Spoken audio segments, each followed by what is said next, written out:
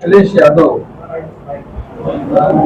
Voter list को गड़बड़ी को लेकर प्रदर्शन कर रहे थे और उन्होंने ड्रीम कूदा, क्या कहेंगे? देखिए, जैसे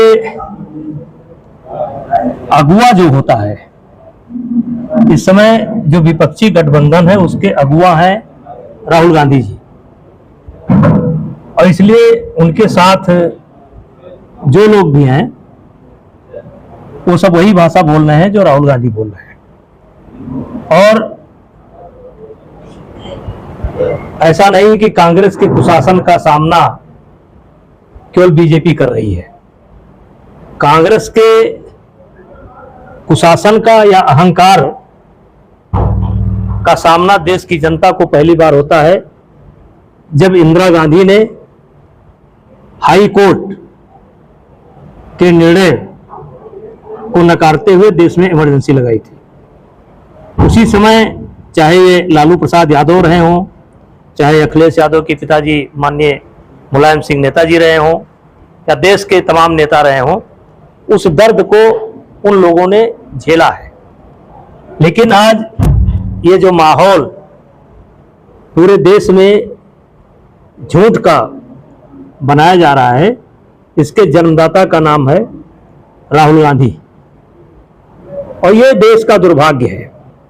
सुप्रीम कोर्ट ने टिप्पणी कर दी कि चुनाव आयोग सही काम कर रहा है।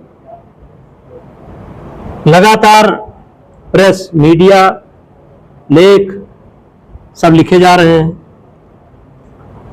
व्हाट्सएप मीडिया पर इनके पुराने कारनामे उजागर हो रहे हैं, लेकिन इनका वही पुराना राग, मैया मैं तो चंद्र खिलौना नहीं हूं, वही अभी चल रहा है।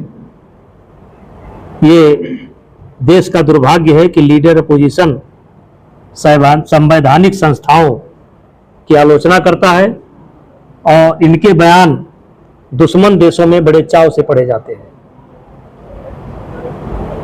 मेनका गांधी जो कल एक टी शर्ट पहन कर उन्होंने प्रदर्शन किया है, मेनका देवी जिसकी उम्र 124 साल है और बिहार में उसका नाम वोटर लिस्ट में है, तो कह रही ये तो बानगी है, इसके आगे पूरा खेल बाकी है। अभी देखिए इस प्रकार के तमाम आते रहते हैं। अभी किसी संत को लेकर के उन्होंने टिप्पणी की है कि इस संत के इतने पुत्र कैसे हो गए, यानी उसमें लिखा जाता है चेला। अब उन्हें संतों की परंपरा क्या है, गुरु शिष्य की परंपरा क्या है, क्योंकि जब कोई व्यक्ति गृहस्थ आश्रम को छोड़ता है और संत बनता है तो उसका पूरा सब कुछ वहीं पर समाप्त हो जाता है और गुरु द्वारा उसको जो नाम दिया जाता है उसी से चलता है। और इनको ये भी समझ नहीं है कि हमारी संत परंपरा में क्या चलता है, अब उसी को ये मुद्दा बनाए घूम रहे हैं। नेताजी मोहन भागवत ने एक बयान दिया है कि वर्तमान समय में शिक्षा और स्वास्थ्य का व्यवसायीकरण हो रहा है, ये आम आदमी की बहुत से लोग। देखिए, कहीं न कहीं उनका बयान सही है, क्योंकि शिक्षा का उद्देश्य क्या था? सुखी बनाना। तो शिक्षा सुखी तो बना नहीं रही है, दुखी बना रही है। जो जितने शिक्षित है वो उतने दुखी है, जो जितने पढ़ा लिखा है वो उतने परेशान है, बल्कि जो बिल्कुल पढ़ा लिखा नहीं है वो नहीं परेशान है। तो शिक्षा और स्वास्थ्य दोनों से हम भटके हैं, इसमें कोई दो राय नहीं है। जैसे कहा गया था कि सबसे प्रथम मनुष्य का क्या कर्तव्य होना चाहिए, हमारे धर्मशास्त्र कहते हैं सबसे प्रथम निरोगी काया। मनुष्य का सबसे पहला कर्तव्य है कि वो कैसे स्वस्थ रहे, कैसे उसका परिवार स्वस्थ रहे, कैसे उसके बेटी बेटा स्वस्थ रहे। तो हमारा ध्यान तो उधर है नहीं, तो शिक्षा में तो बहुत कुछ सुधार करने की आवश्यकता है। नेताजी, राहुल गांधी ने कहा है कि पिक्चर अभी बाकी है, तो किस तरह की पिक्चर अभी बाकी? कोई पिक्चर उच्चर नहीं बाकी, कोई पिक्चर उच्चर नहीं बाकी है। उनकी सब पिक्चर रिलीज हो गई है, फुस हो गई है। वो जो है पहले दिन वो जो है पर्दे से गायब हो गई है। उनके पास कोई पिक्चर नहीं है, वो स्वयं पिक्चर है। अगर उनके काले कारनामे जो निकल निकल करके व्हाट्सएप पर आ रहे हैं, उनके परदादा ने क्या किया, अब तो व्हाट्सएप पर मैं देख रहा हूं उनके दादा कौन थे, उनके परदादा कौन थे, जो निकल करके आ रहे हैं, तो वो तो उन्हीं की कलई खोलने का काम कर रहे हैं। इस देश में संविधान का अगर सबसे अधिक किसी ने दुरुपयोग किया है तो उसका नाम है कांग्रेस।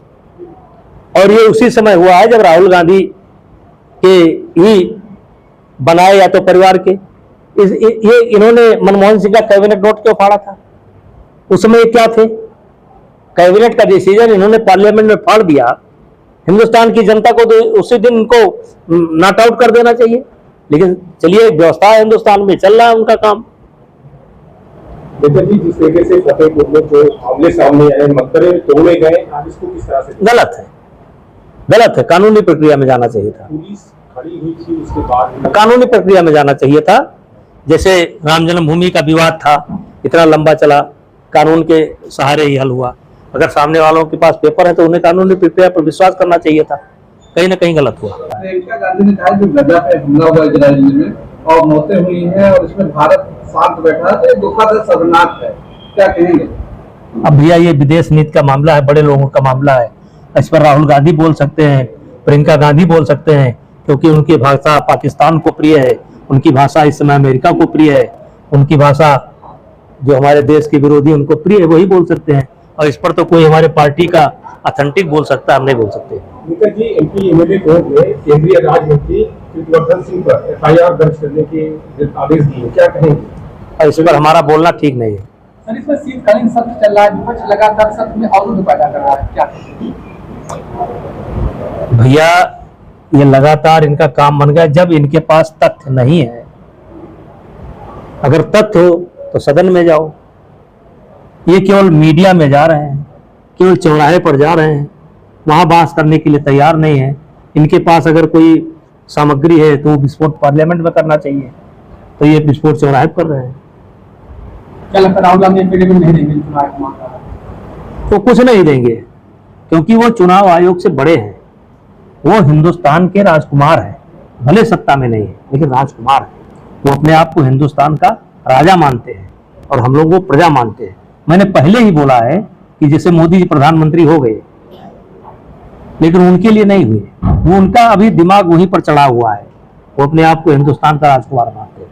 तो आपको क्या लगता है एफिडेविट आखिर मांग रहा है चुनाव आयोग, तो वो क्यों नहीं दे रहे हैं, वजह क्या? अभी देश की जनता तय करेगी कि दे नहीं रहे हैं, क्यों नहीं दे रहे हैं, और देंगे तो देखिए क्या देते हैं। रिटर्न में वो चाह रहा है चुनाव आयोग, तो उसको कहाँ दे रहे हैं? क्यों नहीं दे रहे? इसीलिए अब ये तो राहुल गांधी बता सकते हैं।